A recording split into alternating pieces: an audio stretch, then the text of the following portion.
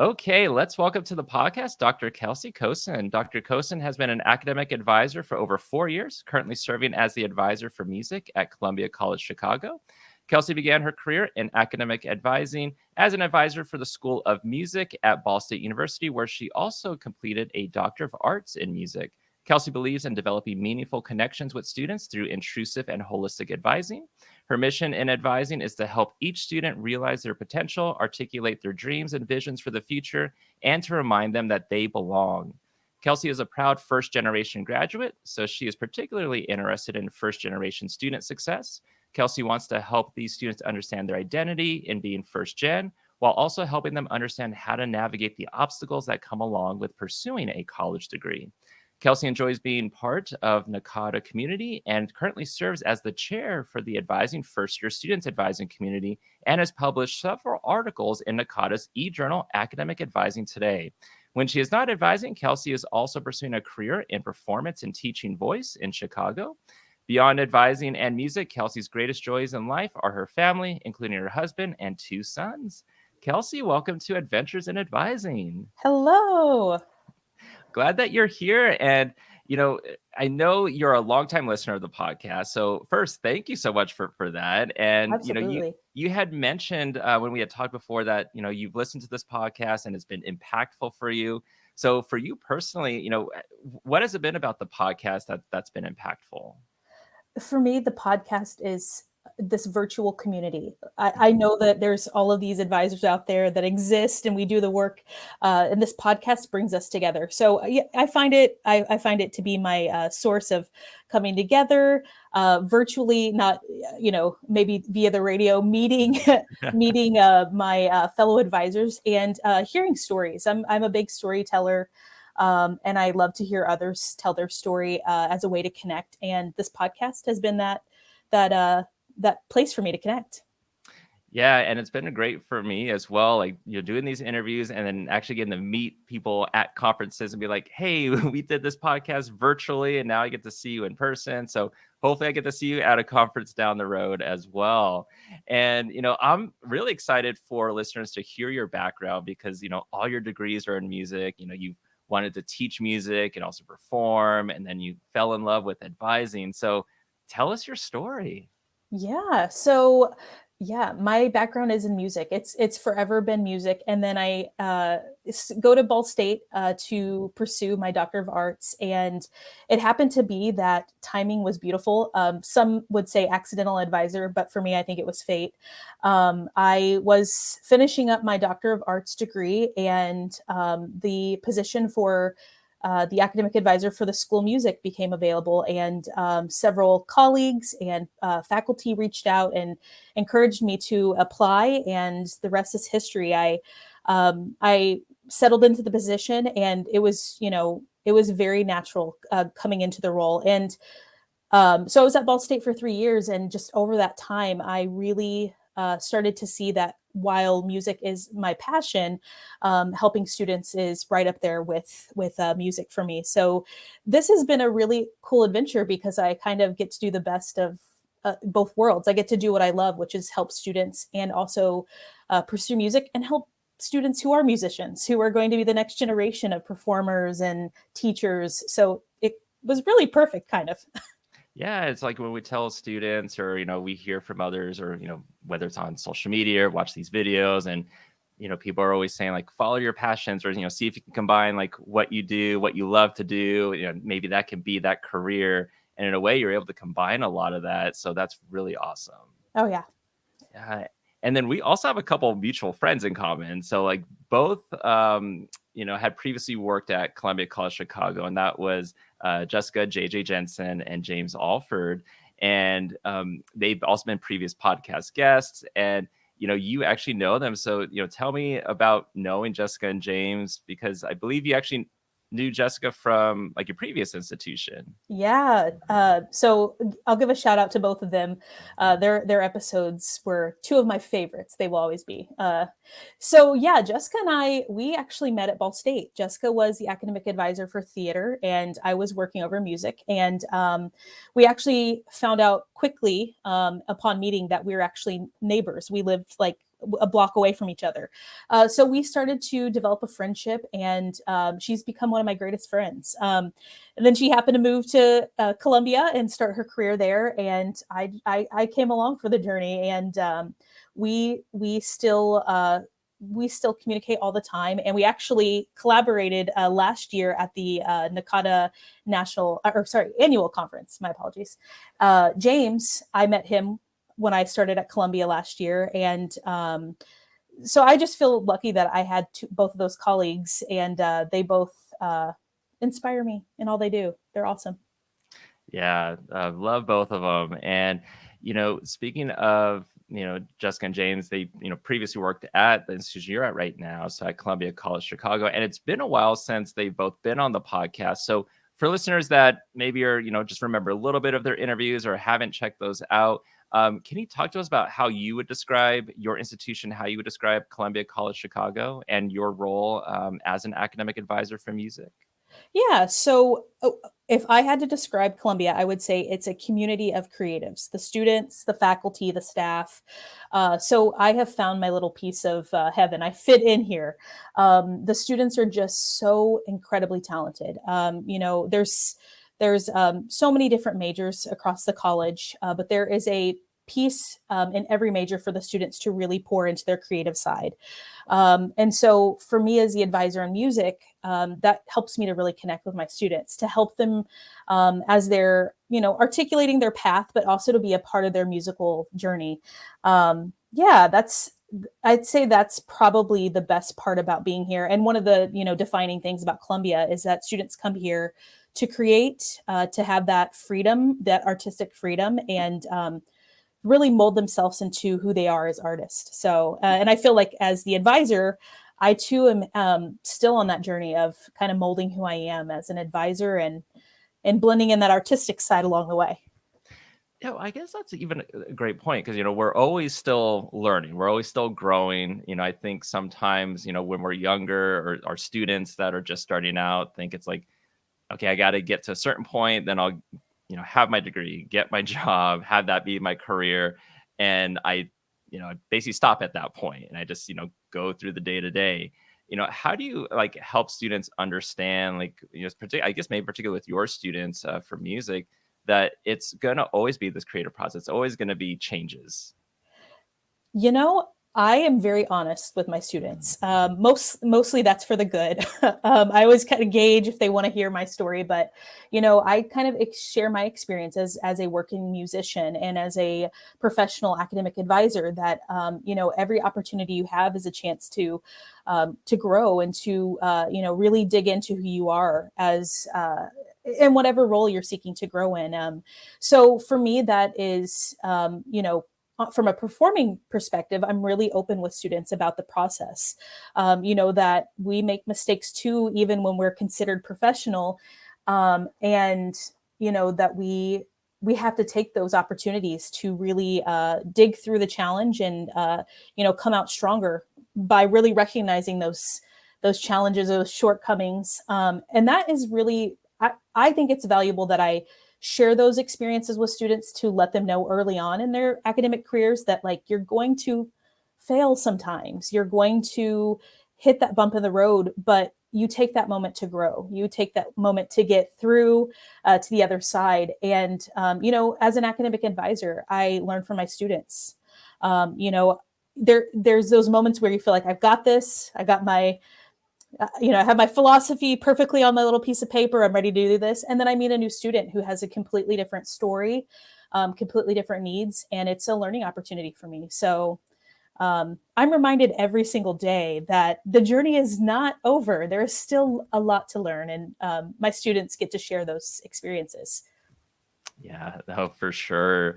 And you're talking about a lot of opportunities, and we're going to definitely talk a lot about different opportunities that have happened for you, both in advising and outside of advising throughout this interview.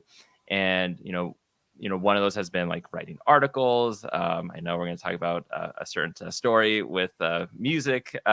Yes. With your career. But one of the things that we're talking about too, before we started recording, and maybe this could be considered opportunity, but it's definitely dealing with change, is you being having worked at different institutions, you've worked at institutions that one was a decentralized advising model, and then one that is a centralized advising model. Um, for those that are like, what would be the differences with those, and what was that like? Can you talk about both those institutions and those different advising models and kind of how you maneuvered through those? Yeah. So my first experience, my first position in advising was decentralized. So I was very much connected to the department that I was working in, the music department, the school music, excuse me. And I was very connected with the department. In just kind of like the everyday motion of everything. And then so coming to Columbia where we're all, centralized, I had to kind of adjust. It was a period of adjustment, but for the good. I think what was beneficial to me was having connections with my colleagues, to be in a space where we're connected, that our students have a centralized space to come to. I definitely miss having my home within the music department. And here I'm lucky at Columbia. I'm lucky that I have two offices, so I can kind of get my students wherever they need me. But as far as transitioning to a centralized office, I think the benefit of it is having, I guess, a closer physical connection to your colleagues, to just pop over and ask questions or say hello. So the connection's a big plus. I'd say for me, the hardest part for me was just adjusting to not being in a space where my students were living. And that's the part that was, I felt like I had to say goodbye to it, but like I said, I'm lucky here because I get to do a little bit of both. And I think that would probably be some of the perks and, the challenges of switching from decentralized to centralized. But I think you can find good in both. I think it just takes time and, being aware of your colleagues and your students as these structures change. Yeah, no, that's a fantastic way to put that. And did I hear you correctly? You have two offices? I have two offices. My music office currently is very sad because I'm mostly in my office within the college advising center. So I'm definitely going to spend the next year sprucing up the music office. But yeah, I have both. And what's nice is I have regular hours here in the college advising center, and then I can walk over to the music building and offer open drop-ins, and that's been a really cool way to connect with students in this past year, especially with everything happening with COVID-19. Yeah. To have that ability to connect with my students, I couldn't have asked for a better situation and a opportunity to meet with them.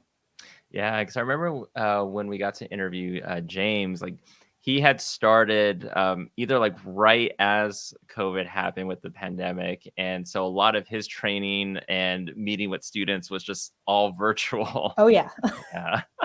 Yes, So, I was on the tail end of that, and I'm holding my uh, breath that nothing crazy happens. But I was also in a last year was nice where we had some windows that were okay for for me to meet with students, and I know that the students appreciated seeing someone face to face. And for me, on the other side of the desk, I was so happy to see an actual student sitting in front of me. yeah, so it's funny you say that because just a few days ago I had a student, and they live, they said they lived about like 35, 40 minutes away. And I said, we do offer virtual, like Zoom, so that way you don't have to, travel if you don't want to. And, he had said that he wanted to make a point to come in to actually like talk to someone, see them in person Oh for, yeah. for me to meet them, because they're a new student and they just wanted to actually just be on campus. And I was like, yeah, I agree. That's a good Yes. point. And let's talk about opportunities. So, you again, we've talked about how Jessica, and you've actually gotten to work with Jessica, present together, and also write an article and publish together. So, one of those was on social media. Can you talk about that experience about kind of creating a presentation and then going through the process for publication? Absolutely. So this was such a fun experience. Jessica and I, back at Ball State, we even had these early conversations about how, email is way to go in communicating with students. And we were just struggling to figure out a way to connect with students on a different level.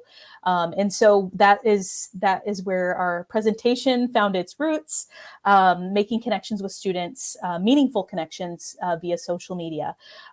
So yeah, we started off with a presentation, and we kind of talked about how we had both used social media as a way to connect with students. And so Jessica was using Instagram as a way to connect, and I found a home with YouTube. And so we presented last October at the annual conference. And then after the conference, we had that excitement. We're like, we just did it. Oh, this is awesome. What do we do next? And, Jessica and I are both very much like go-getters. What's next? We're ready. And so our energy together was awesome. We had our script for the presentation. We wrote out an entire script, and I'm kind of just holding it, thinking, what can we do with this? This is so awesome. And we both decided that this could make a perfect outline for the first draft of an article. We kind of just mulled over the information, and it kind of perfectly fell into these sections. So this script became an outline, which became our article. We worked on it together, and at that time, Jessica has moved to a new institution, and so we kind of work separately but together on this article, and put together what we think is a pretty awesome article. And the idea behind it was, we had the information ready to go. We had put so much into this presentation. For those who couldn't attend annual conference or might have missed our presentation, we thought this could be another space to capture what our message was in presenting. So yeah, that was our journey. And we kind of, at the end of it, we thought, wow, this is a really cool way to approach a presentation and turning that presentation into an article. Yeah, because we were talking before we started recording about how Dr. Wendy Troxel from NACADA, a lot of times says, your presentation can be an article, like you can turn it into a publication. And so just kind of like how you already wrote a script for it, very similar, like she'll say either write a script or record the presentation, and then there's your first draft right there.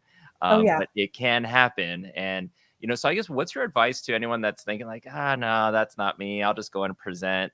What's your advice to them saying, hey, you can actually do this? My advice would be, as you're putting together your presentation, create a script, create an outline. Most everyone creates an outline to a presentation, whether or not you keep it through the presentation or abandon it later or earlier on in the process. My advice would be to hold on to that script or outline, and be as detailed as you can in the presentation mode when you're when you're creating that outline. Be detailed. The more information you have when you get to the article process, it's just a matter of whittling it and shaping it into the article you want it to be. So keeping that outline or script is going to be really important. And then you have the foundation for your article. And then the next part is just really figuring out how you want to turn this into an article that captures your narrative, but fits the guidelines for the publication that you're working with. We published with Academic Advising Today, and I was familiar with the guidelines and really like the voice that Academic Advising Today gives to its authors. So that's why we landed on turning our presentation into an article for that publication, and with a goal in mind that we wanted to capture our voices in a digital article.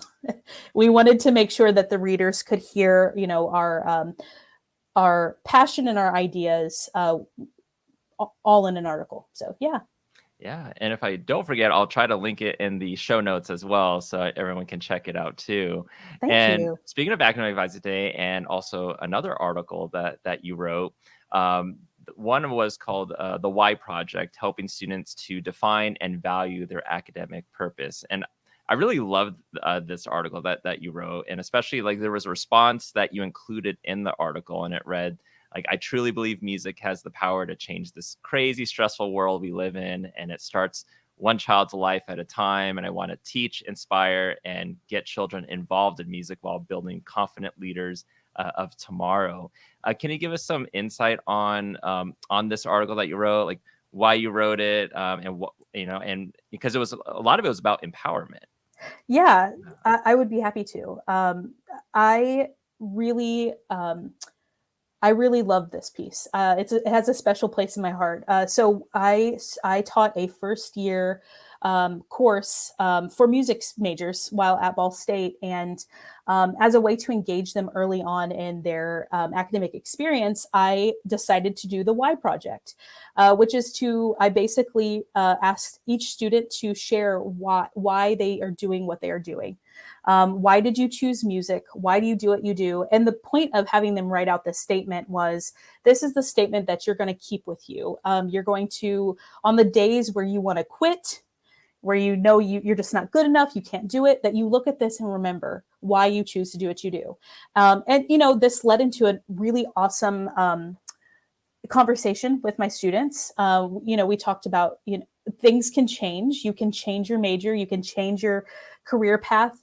But if you're just having those times where you hit the bumps in the road and you want to go to the extreme and give up and quit, I wanted them to have this to remind them, why they do what they do. And for me as a music advisor, it's even more, I guess it's relevant in the sense of these students are, especially if they're going out into the music industry, where it's very competitive and, where you're going to hear a lot of no's. It can be discouraging.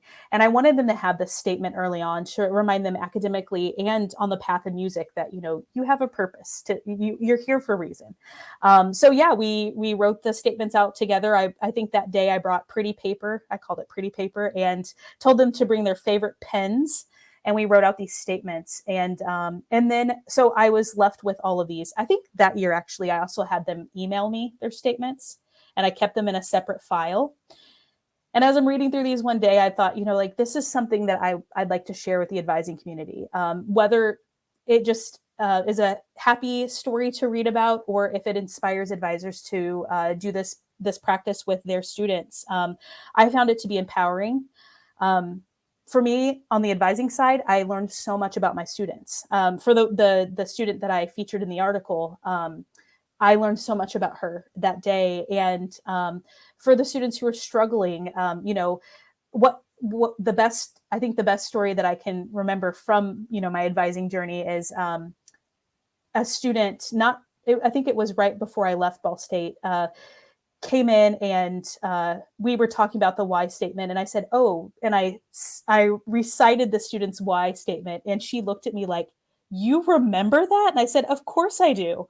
I saved all these, and I know, so that if you ever come into my office like today, I can remind you why you're here. And it was just a really special moment. I'm still in touch with that student, just because of the connection we made through that. So not only is it empowering for students, but it's empowering for advisors in the sense that we really get to know who our students are, so that when they're having those bad days, we can pick them up if they need someone to help them. Yeah. Because sometimes, they need that encouragement. Sometimes we need that encouragement Yes, we as do. well. Oh yeah, I have my why statement on my board. I keep it with me wherever I go. Oh, I think I need to do that. I'll Do make sure I it, have do one for it. my office as well. Now, so writing articles, these are opportunities, turning presentations into publications, into an article. Now, another opportunities you're doing is you're also the chair for NACADA's first year students advising community. How would you describe this advising community? Like, what are the goals? So this has been a roller coaster. I just started this past year and I love it. So our community we are focused on all things first year students, first year student success. Some of our goals this year, since I've joined as the chair, we've been really focused on thinking about best practices and advising first year students. And we've really been focused on breaking that population down into different populations, subpopulations. So currently, one of our biggest undertakings in this year is we are working on an article.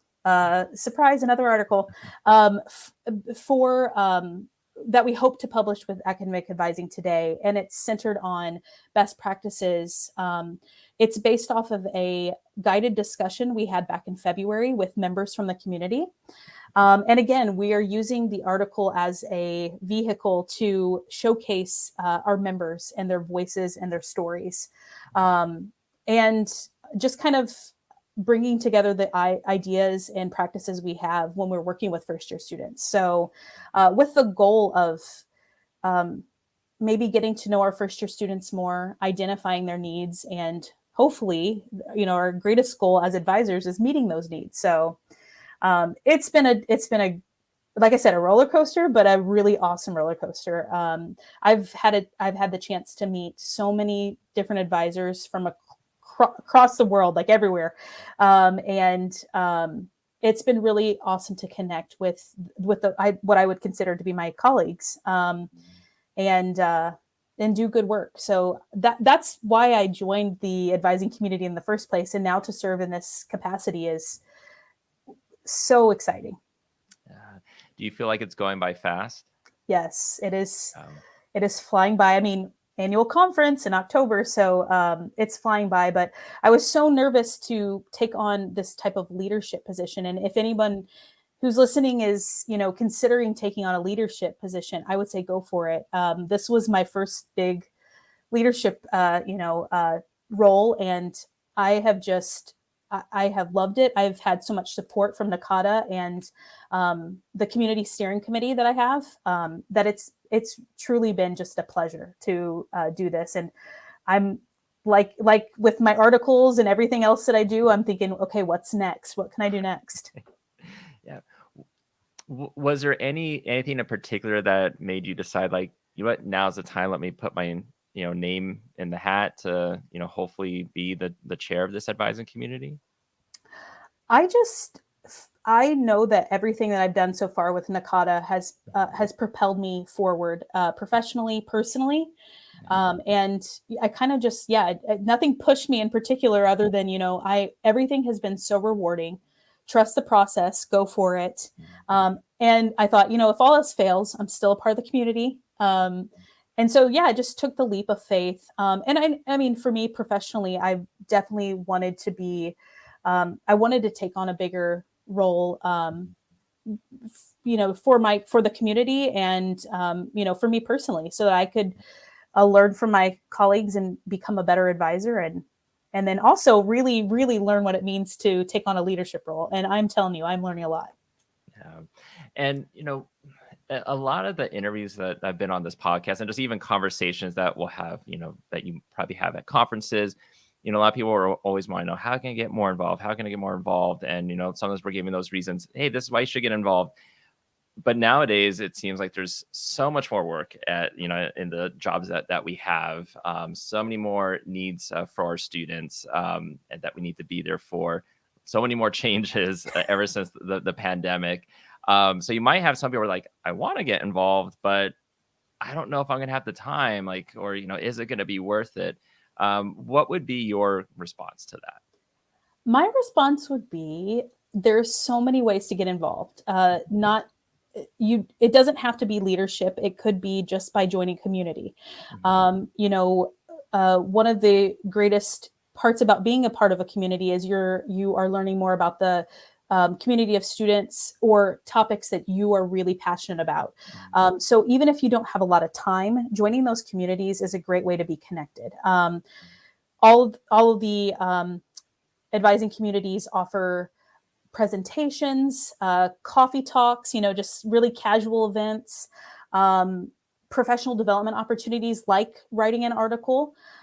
So get involved with the community. That's the first step that I took, kind of just joining the communities that spoke to me, and then going from there. If you're not necessarily, if you don't have the time to join a community, you can also look into publication, lending your voice via writing. So that's another outlet. There's so many outlets that I would just say, find what works best for you, but get involved. Nakata has so much to offer. So you can, if you can find time, definitely explore those venues. And we get emails all the time. I applied for the leadership position from an email that I read. I saw that it was time for elections, and that's kind of what inspired me to take the leap, was via email, sharing the information. Yeah, I think that would be my little piece of advice. Although you're very right, there is a lot going on, and we all are very busy. Yeah. But like you're saying, like with you saw like the kind of announcement in the email. So anyone listening, please look at those Nakata emails. Like you'll get Yes. like the Nakata next week emails. You'll get the monthly Nakata highlights email. So there's, I know it's a lot of text sometimes on those emails, but just go through it. There's so many options, opportunities in there. You just gotta see it. Oh yeah. Yeah, so definitely take advantage of that. And outside of advising, you're a professional singer. You're classically trained. What's that adventure been like? Oh, it's been an adventure. I've been very lucky that I've happened to be the academic advisor of music along with this, so it's been a great way to continue my path in music while advising. So yeah, I finished my Doctor of Arts, so I'm now Dr. Kosin, and I teach voice. So on the side, I teach private voice to students. And I try to maintain a performing schedule when I can. So it literally is when I can fit it in. I love to give recitals. So a lot of what I do currently is recital work. I love musical theater. I primarily sing classical repertoire, although, if someone asks me to be a part of something musical, I will say yes to it. So I've done some different things. I'd say anytime someone asks me to share my what is the most interesting thing about you, it is that I have sang with the Rolling Stones, and that one always perks everyone up. So I just say yes to, like I do in advising, I say yes to opportunities, and take those opportunities when I can. And that has brought me to, you know I went to Belgium a couple years ago and had my international singing debut, Bar Harbor Music Festival. So it's fun and interesting and quite an adventure to keep singing while pursuing. But I do keep singing because not only do I love it, but I want my students to see that you can do this. And sometimes your cookie cutter picture of what your career will not be that at all. But as long as you keep doing what you love, that will bring you happiness. And so that's what I do. I keep singing, and I keep telling the stories, and keep advising. Yeah, and I think a lot of your stories, can be summed up with like that you lead by example, and a lot of what you do is to show your students like, hey, you can do this, and there's so much out there. And I know we were talking, chatting a few months ago, and you had just mentioned about like the Rolling Stones. So because you had mentioned that that's something you kind of like stumbled upon for that, right? Yeah. So I was graduating with my master's here in Chicago, and the Rolling Stones were coming through town for their. I should know what anniversary tour it was. It was a crazy number, and their it's like their iconic hit. You can't always get what you want.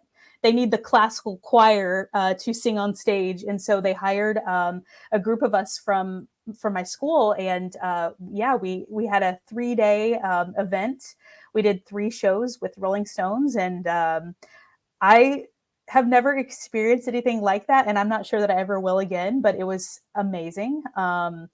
We we sang for a full house 3 nights in a row, and I will never stop telling this story because I'm like, when I got the opportunity, I knew of the Rolling Stones, but I wasn't a frequent listener, or I was busy studying classical repertoire.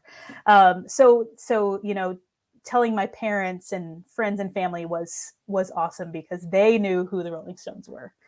So something I'll cherish forever, and I'm using that as my interesting story until someone doesn't know who Rolling Stones is. Right. No, they just keep going. They So keep going; they're still rolling. But this has been an exciting, fun interview. I knew from the start when we had chatted a few months ago, I was like, this is going to be great. So Oh, if anyone has any questions, wants to connect, how can they reach out to you? so I am very old school. I'm not on social media. Surprise. So you can email me at kkosin@colum.edu. I would love to receive an email. And I also have a website. So if you are curious to hear some of my music, it's www.kelcikosin.com. And I have all kinds of music for you to listen to. So yeah, I would love to connect. Yeah, so listeners, go check that out. And then if you see Kelci at a conference, go up and meet and chat about Rolling Stones, chat about music, chat about everything advising, and a lot of the stories that you've heard today, and I'm sure there's a lot more too. That Kelci will be able to chat about as well. But Kelci, thank you so much for being on the podcast. Absolutely. I am so excited to be here and thank you for taking the time to talk with me.